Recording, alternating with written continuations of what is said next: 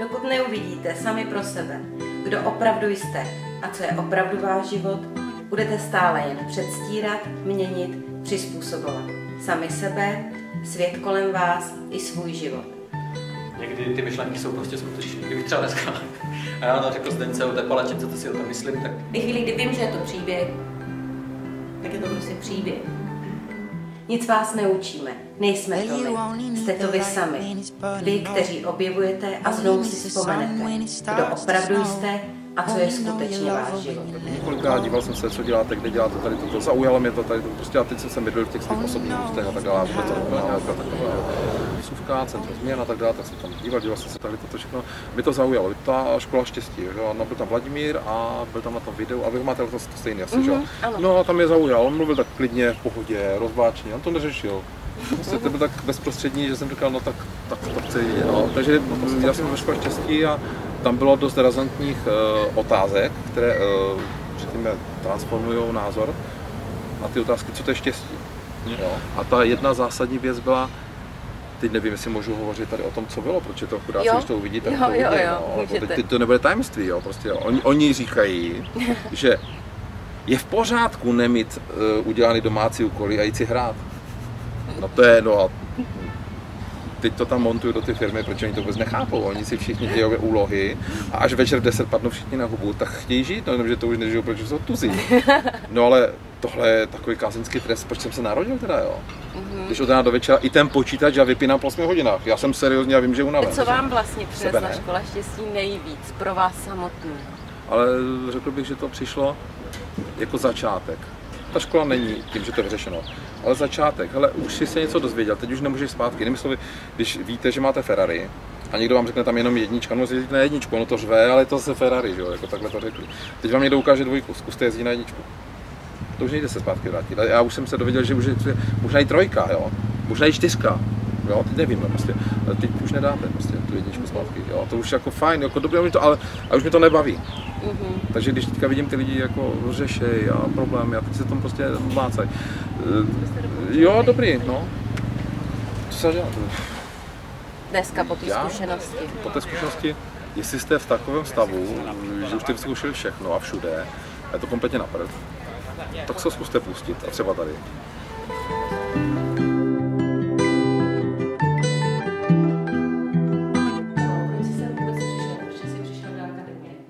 Proč jsem přišel? Protože já jsem hledal taky všude, jak spousta lidí. Prošel jsem spousta kurzů, seminářů, knížek jsem přečetl spoustu a prostě to bylo všechno samé techniky, učil jsem se jenom techniky. Nebylo to ono, já jsem právě potřeboval něco, prostě jenom se naučit žít bez techniky. No, tak jsem zjistil, že to je právě tady to, co hledám, že prostě každý má spoustu svých problémů, takže řešit si svoje problémy, prostě budu šťastný, no, to je ten. A to se ti povedlo? No, a to se mi povedlo. Čeho jsi si nejvíc všimnul u sebe? To větší klid už, jako radost v sobě. Hlavně, že jsem se zpomalil trochu, ten život se zpomalil, protože jsem byl takový strašně uspěchaný. Měl jsem se a taky spousta strachů, a to už nemám. Ten nejsilnější zážitek pro tebe tady bylo co? No, asi prostě ten pocit toho štěstí, co jsem prožil. Jste to vy sami. Vy, kteří objevujete a znovu si vzpomenete. Věrko. Keď sa to rozbalila, tak som akože neverila som vlastným očiam. 5-krát som to zatvorila. Či to je teda pravda? No. Ty se dostala na stránky. No, vieš čo, ja ti pravdu poviem, že ani sama neviem, takýmto nejakým záhadným spôsobom som sa ja preklikala na vašu stránku a potom som začala počúvať tie webináre, ktoré ma v bohovsky oslovu. Prostě to so mnou rezonovalo. Co jinak v tvém životě, co bylo předtím, před akademií a co je teďko? Prostě ten život akoby začal byť nejaký, sa mi začal javiť ľahší, pripadať mi to celé ľahšie, že to, čo som si predtým ťahala ako nejaký ťažký batoh, tak to zrazu bolo nejaké, že v tom to není taký problém. problém, jak som to predtým vnímala. Takže takú tú ľahkosť som si veľmi vzácný je pri mňa zážitok ten, že som akoby zažila, myslím si, že dá sa to povedať, že samu seba, že som sa ucítila, že som proste ucítila to, že ja som v tom vnútri a že proste je to obrovský nepopísateľný kľud, pokoj a proste, že je to niečo, čo je skutočne veľké v tom zmysle, že ono sa to rozpína. A že v podstate to všetko, čo som si tu povytvárala okolo seba v tom vonkajšom svete s tými všelijakými návodmi a príkazmi, zákazmi, usmerneniami, musím, nemôžem, toto obmedzenia samozrejme, a že to tak nejako odtláča. Že to je taký nepopísateľný pocit, ktorý som fakt zažila prvý raz v živote. A ten pocit, to neexistujú na to dokonalé slova, že som to mohla opísať. Výborne, veľmi dobre som sa cítila. Cítila som, že som akoby som bola doma, alebo medzi svojimi. Taký fakt, že ten pocit návratu doma.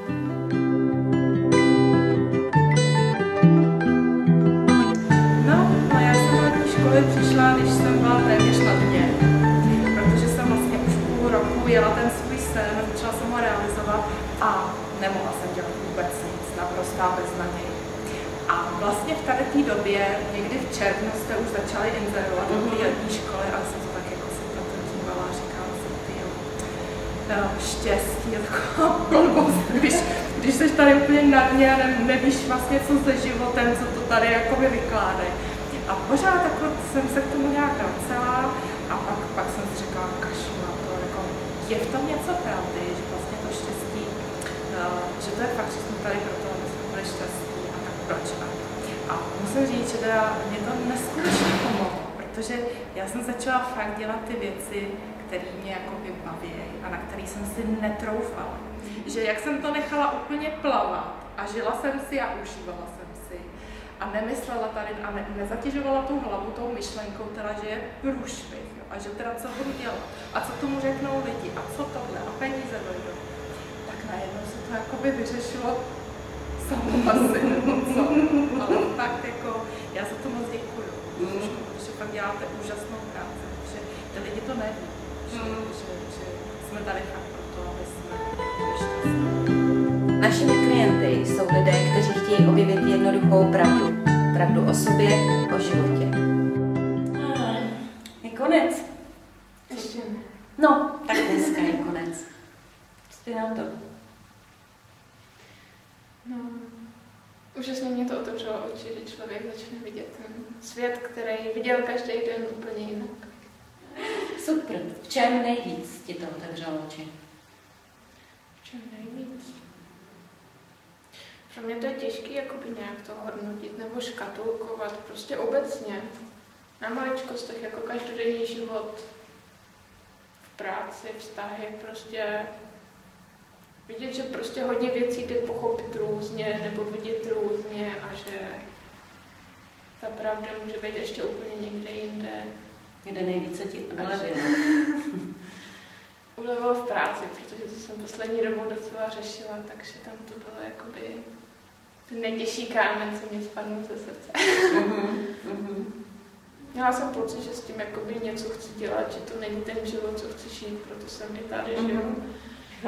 Ne, člověk se fakt dostane do nějaké jakoby jiný úrovně, když to jakoby měla přirovnat a získá ten nadhled a vidí nové možnosti a nové souvislosti. Jak jsi se dostala do akademie? Přihlásila jsem se. Kde jsi se to dozvěděla vůbec? Jako?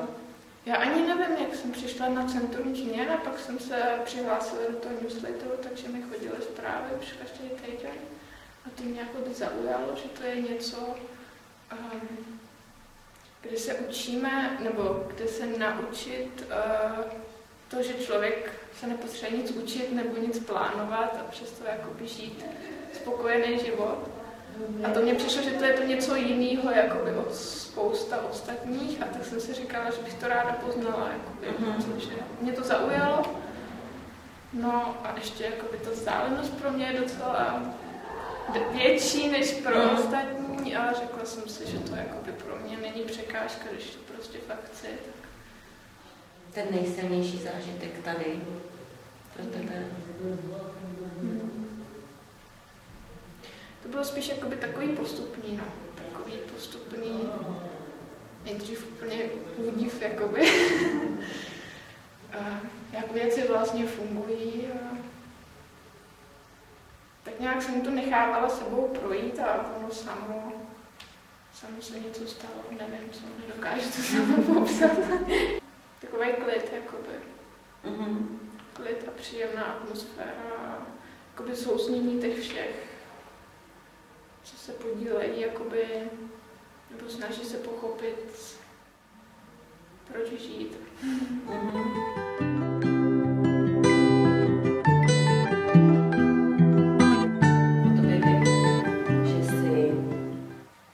Osobním rozvojem zabývala. Co vlastně si hledala, když bych to takhle měla říct? Co vlastně? Celkově jsem svůj život hodnotila jako nepříliš šťastný. Si to dělala z musu, jako všechno, že musím pracovat, musím si navychovat, musím se nějak chovat, musím Protože jsem si připadala jako hrozný životní outsider, že tohle já prostě nemůžu. Mně to prostě nešlo. Ty strachy tam prostě byly obrovský a co všechno jsem kolem toho prožívala. A připadala jsem si mezi lidma strašně. Protože jsem měla prostě v té hlavě, tohle ti nejde a jsi nějaká divná prostě. A tak jsem něco hledala jsem to spíš v té ezoterice, ne třeba v nějakých technikách, jak myslet nebo jak se něco naučit, ale spíš v té duchovní cestě. No a tak jsem bloudila v té ezoterice dlouho, chtěla jsem léčit všechny, hledala jsem všelijaký energie, metody, ale nikdy jsem tomu nedala 100% důvěru, že bych to chtěla začít dělat, protože jsem viděla, že ty výsledky tam nejsou a byla jsem prostě k sobě natolik upřímná, že jsem si to dokázala přiznat, což ostatní třeba nedělají. Jo. Pak mě oslovila škola štěstí jako zásadně tím, a to jsem byla ráda, že byla jako první, protože se mi zdá zásadní najít ten krásný pocit v sobě, že to štěstí máme, což mi dal takový dobrý základ potom v tom Rexu vlastně a v akademii opustit ten svět těch myšlenek.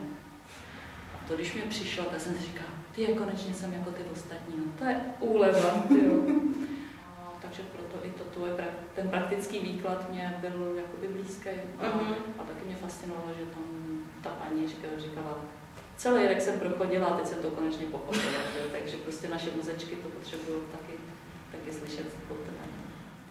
To byla pro mě velká změna. A vždycky jsem to tak nějak měla v sobě, že až tahle věc se ve mně změní, tak to bude ta správná metoda, jako našla to, co funguje.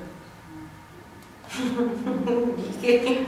Člověk může být jednoduše šťastný. Život je jednoduchý a krásný a každý z nás může být šťastný.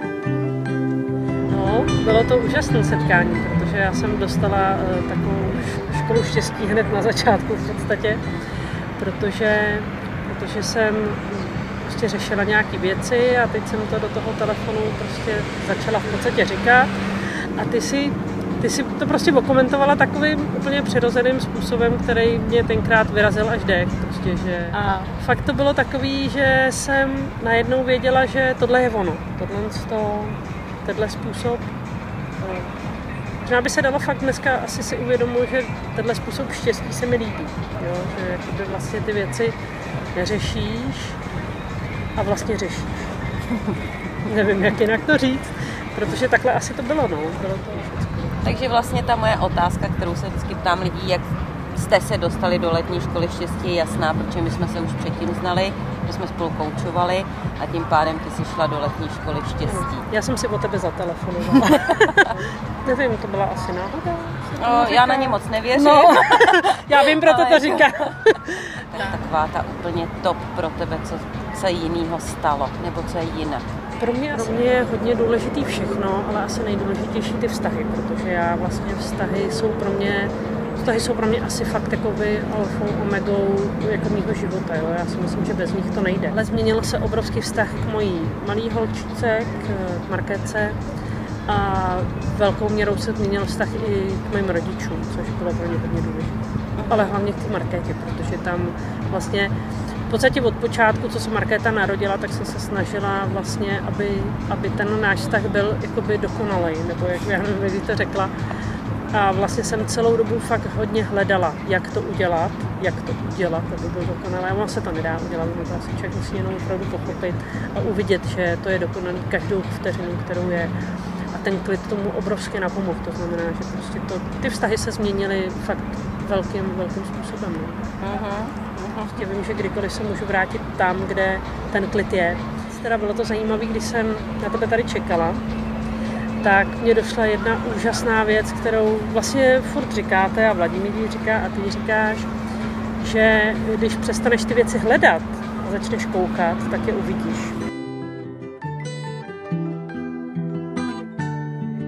On říká, jako ještě se od těch nejlepší, tak já jsem si říkala, tak proč si kupovat něco, třeba jako například tam jako Škola štěstí, takový jako levnější věci, takový, vy jste to tam prezentovali, že tady toto je vlastně to nejlepší z vás. Jsem si říkala, proč teda nezačít tím, jako kde bude úplně všecko, jo, tak říkala jsem si, že je to teda dost peněz, ale říkám si, že když někdo nabízí něco za tolik peněz, tak si za tím musí jako stát. A tady toto je skutečně transformační.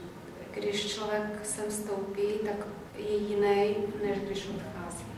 Vidět to, začne to vidět prostě.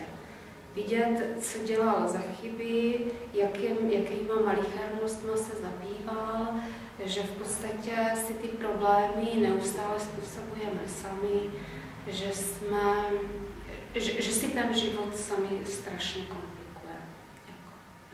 Že vlastně spoustu věcí, řada těch lidí tady tyto věci v těch knížkách má, ale jak říkal Jarda, tady se to naučí skutečně prakticky, že si uvědomí, že to tak opravdu funguje, protože je to transformační strašně všude. Jo. A navíc se mně líbí ta úžasná jednoduchost, jo, že to je tak jednoduchý a jak jsme to nemohli vidět. Že by tam nejvíc pomohlo tohle uvědomění, v jaké části tvýho života? Ve vztazích. Už vím, jak být v životě spokojená a šťastná. Dřív jsem ty pocity občas zažívala, dlouho už jsem to nezažila, ale co jsem navštívila, jako od té doby tady se mě ty pocity vrátily. Jo, takový jemný vrnění a že no, je to fajn, všechno. Jako, že mě to vrátilo ten pocit spokojenosti. Vždy tady bylo. No tak to mě bylo teda, to je mě naprosto fantastické. Jo, naprosto. Asi jo, no.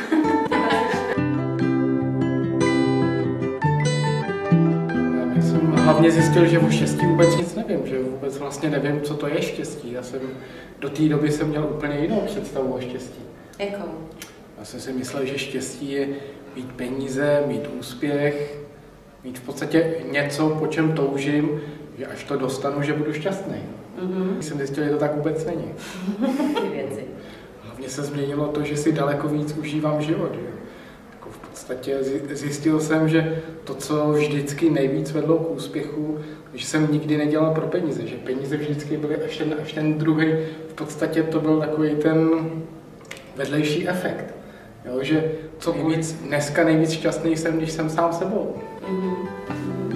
Dokud neuvidíte sami pro sebe, kdo opravdu jste a co je skutečně váš život, budete stále jen předstírat, měnit, přizpůsobovat. Sami sebe, svět kolem vás, svůj život. Už dlouho. Ty jsi byl skoro na každý naší akci, kterou jsme dělali. Já jsem se na to dívala. Probuďte se, pak jsi byl v letní škole štěstí, loni s náma. Pak jsi byl v revolučním experimentu a teď jsi v akademii. A to, co mě teď zajímá, čím ty jsi tam vlastně šel v uvozovkách, jako s jakým problémem jsi šel? No, v podstatě mi to byla vlastně nespokojenost s životem. hledal jsem vlastně nový uplatnění, samozřejmě jako všichni asi peníze, lásku, štěstí, prostě něco nového. Vlastně škola štěstí bylo první, co mi tak nějak, co mi zaujalo. To byla taková první jiskra v tom životě, že jsem si řekl, tak asi na tom něco bude a vlastně dá se říct, že jsem se do toho trošku zapálil. A jak ti to pomohlo v tom praktickém životě? Začít vnímat jako štěstí a v tom okolí, dá se říct, bylo dobrý, že jsem zaznamenal takový nějaký lepší sklidění vztahů všude. Jako, ať už v rodině, ať už lidi kolem mě zaznamenali, že prostě jsem nějaký klidnější, že prostě. A další důležitá věc, kterou jsem zachytil v tom kurzu, bylo, že v podstatě nemusím nic, co prostě nechci. A další věc, která mě říká hned na to, že vlastně neexistuje žádný problém. Dneska vidím, že bylo úplně lehký řešení. A to je pro mě i to, co vlastně by tak začalo prosvitávat v té škole štěstí, že tam že prostě asi ještě něco je, co prostě jsem nepochopil. No, a postupem času teda bych řekl, že se to vlívalo. No, a potom, když jsem byl tak 50/50, tak začal Rex. Jo. A tam, dá se říct, jsem si to tak nějak dotvrdil, ale pořád už jsem to, řekl bych, že jsem měl pocit, že jsem všechno pochopil, že to ovládám perfektně, že už vím, kde to štěstí mám, ale pořád to bylo všechno na úrovni jenom psychický. No a takže i po tom projektu, ano, už jsem na sebe cítil změny, cítil jsem se vlastně líp všechno, ale pořád jsem vlastně nemohl k tomu, nedokázal jsem uvěřit tomu, že to tak skutečně je. A tak jsem vlastně, dá se říct, začal potom teda v akademii naučit se skvětat a dá se říct, že poslední týden mi to konečně spadlo. A dá se říct, že člověk konečně uvěřil takovým tomu, že se o to ani nemusí starat, že vlastně to je. A ono to není nic dodat, jakmile to člověk zjistí, tak prostě není pustit se toho. To je asi to nejdůležitější. Možná, že teď, když tady o tom mluvíme, tak mi tak napadá, že pustit se toho strachu, té skutečnosti, že tady je něco, co prostě nás nenechá padnout. Pustit tenhle strach, to je asi to základ a jakmile si to člověk, ne, že si to myslí, ale jakmile to udělá, tak se ta cesta otevře, si myslím. Takže to byl ten nejsilnější okamžik pro tebe tady v akademii. Zbavit se strachu. Strašná věc, že v momentě, kdy jsi přestal na ty věci tlačit, tak se to celé rozjelo ještě daleko rychleji. Mohl by si něco tady k tomu říct? Vůbec nic k tomu nemám co říct, protože jediný, co k tomu můžu říct, že to je pravda. A že to je něco, čemu vlastně vůbec nerozumím, čemu ten můj dřívější David Kirš vůbec nerozumí, čemu moje ego vůbec nerozumí, moje logika tomu nerozumí. Rozumím tomu, ale někde ve svém srdci, opravdu.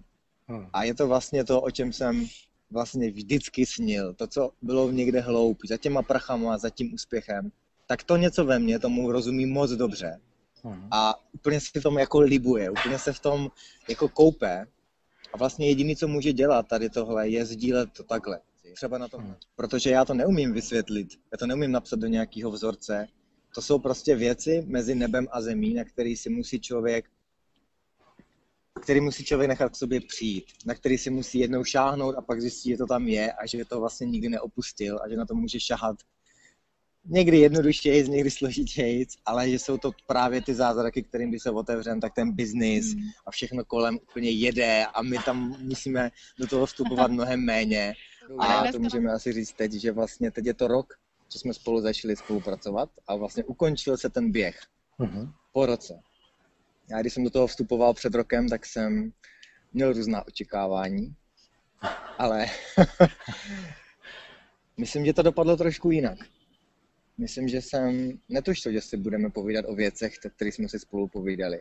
Že půjdeme tak do hloubky věcí, že půjdeme do takových rozměrů nebo oblastí, o kterých bych si nedovedl víc představit. Já bych ti chtěl takhle veřejně poděkovat za tu cestu, protože za mě jsem teď v těchto dnech svého života nejšťastnější vůbec, co jsem byl za svůj život.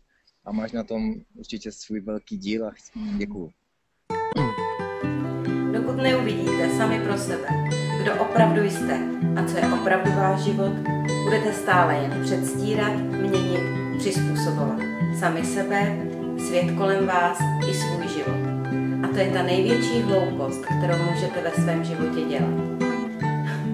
Nic vás neučíme, nejsme to my, jste to vy sami.